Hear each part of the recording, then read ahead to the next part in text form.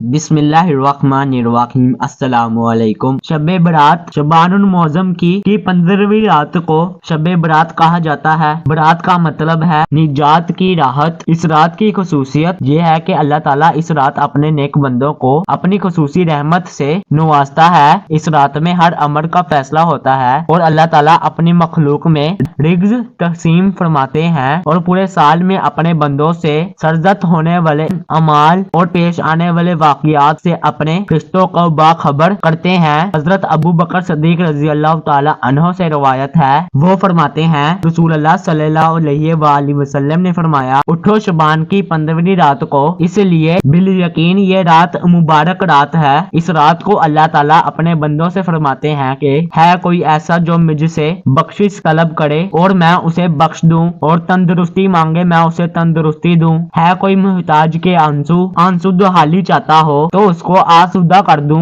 چنانچہ صبح تک اللہ تعالیٰ یہی ارشاد فرماتے ہیں حتیٰ کہ فجر ہو جاتی ہے۔ حضرت علی مرتضی رضی اللہ تعالی عنہ سے روایت ہے کہ رسول اللہ صلی اللہ علیہ وآلہ وسلم نے ارشاد فرمایا، جب شعبان کی 15ویں رات ہو تو قیام کرو اور دن کو روزہ رکھو، کیونکہ نصف شعبان کی رات سورج غروب ہوتے ہی اللہ تعالیٰ آسمان کی طرف نزول فرماتے ہیں اور 4 لوگوں کو چھوڑ کر باقی سب لوگوں کی بھی بخشش کر دیتے ہیں۔ ان 4 لوگوں میں سب سے پہلے نمبر پر وہ ہے جو مشرک ہو، یعنی اللہ تعالیٰ کی ذات مبارکہ میں غیر اللہ کو شریک کرتا ہو۔ دوسرا وہ جو اپنے دلوں میں دوسروں کے لیے گناہ رکھتا ہو، جو اپنے رشتہ داروں سے قطع تعلق کرتے ہوں۔ چوتھے نمبر پر بدکار عورت اور مسلسل شراب پینے والا، ایسا ہرگز نہیں، ان لوگوں کی کبھی بخشش نہیں ہو سکتی، بلکہ سبق یہ ہے کہ یہ اپنے گناہوں سے سچے دل سے توبہ کر لیں، کیونکہ توبہ کرنے کی توفیق بھی اللہ تعالیٰ کی طرف سے ہے۔ بس جب تمہارے دلوں میں یہ خیال غالب آ جائے میں نے اپنی زندگی میں بے شمار گناہ کر لیے تو توبہ کر لو، پاک ہے وہ ذات جو تمہیں توبہ کرنے کی توفیق دے گی، جو اس بری عادت سے تمہارا چھٹکارا بھی دور فرما دے گی۔ بس تم اپنے رب کی طرف رجوع کرنے میں دیر نہ کرو۔ حضرت عائشہ صدیقہ رضی اللہ تعالی عنہ فرماتی ہیں، رسول اللہ صلی اللہ علیہ وآلہ وسلم نے مجھ سے ارشاد فرمایا، اے عائشہ، کیا تم نہیں جانتی آج کی یہ شب نصف شب کی شعبان کی شب ہے، یہ 1000 راتوں سے افضل ایک ایسی رات ہے جب اللہ تعالیٰ اپنی مخلوق کے بنی کلف کی بتیوں کے بالوں کے برابر گناہوں کو بخش دیتے ہیں اور دوزخ سے آزاد فرماتے ہیں، سوائے 6 لوگوں کے، پہلا شراب کا عادی، دوسرا والدین کا نافرمان، تیسرا زنا کرنے والا، چوتھا قطع تعلق کرنے والا، پانچواں فتنہ باز اور چھٹا چور خور۔ ایک مرتبہ عیسیٰ علیہ السلام کسی پہاڑی کے پاس سے گزر رہے تھے، آپ کی نظر ایک عجیب و غریب جھونپڑی پر پڑی، آپ رک کر اس سے حیرت سے دیکھنے لگے۔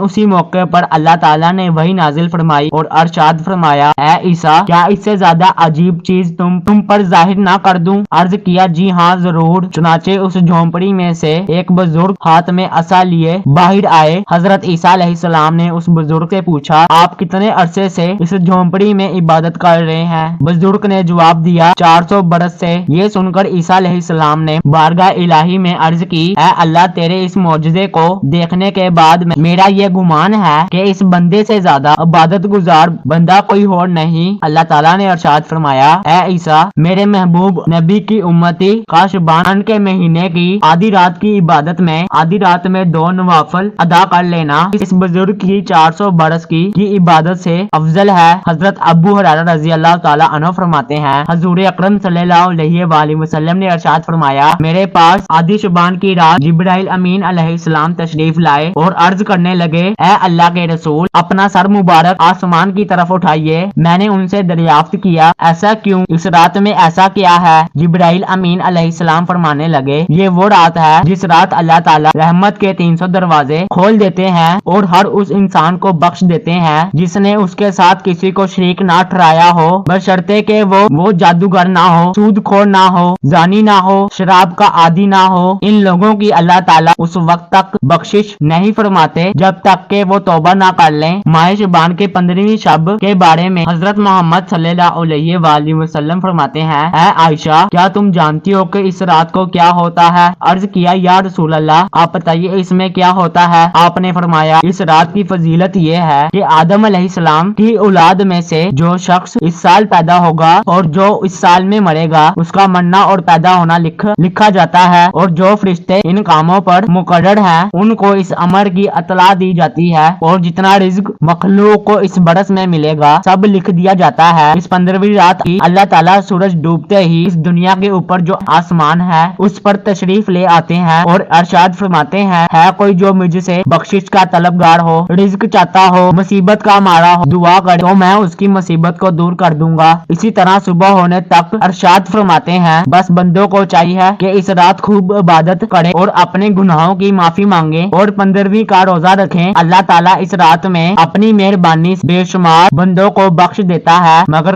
مشرک، زنا رکھنے والا اور قاتل کو نہیں بخشتا۔ حضرت عائشہ صدیقہ رضی اللہ تعالیٰ عنہ نے فرمایا، ایک رات میں نے رسول اللہ صلی اللہ علیہ وآلہ وسلم کو بستر پہ نہ پایا تو میں پریشان ہو گئی۔ میں آپ کی تلاش میں گھر سے باہر نکلی، میں نے دیکھا کہ آپ بگی کے قبرستان میں موجود ہیں اور آپ کا سر مبارک آسمان کی طرف اٹھا ہوا ہے۔ اس رات اللہ تعالیٰ آسمان پر تشریف فرماتے ہیں اور نبی قلب کی بکریوں کے بالوں کے برابر انسانوں کو دوزخ سے نجات کرتے ہیں۔ پھر فرمایا، کیا تم مجھے آج کی رات عبادت کی آزادی دیتی ہو؟ میں نے عرض کیا، ضرور۔ پھر آپ نے نماز پڑھنا شروع کر دی اور قیام میں تخفیف کی، سورہ فاتحہ اور ایک چھوٹی سی آیت پڑھی اور پھر آپ سجدے میں چلے گئے۔ پھر آدھی رات تک سجدے میں رہے، پھر کھڑے ہو کر دوسری رکعت پڑھی، پہلی رکعت کی طرح اس میں بھی قرات فرمائی اور چھوٹی سورت پڑھی اور پھر آپ سجدے میں چلے گئے۔ یہ سجدہ صبح تک جاری رہا۔ میں دیکھتی رہی، جب آپ کو سجدے میں گئی زیادہ دیر ہو گئی تو مجھے اندیشہ ہو گیا کہیں اللہ تعالیٰ نے اپنے رسول اللہ صلی اللہ علیہ وآلہ وسلم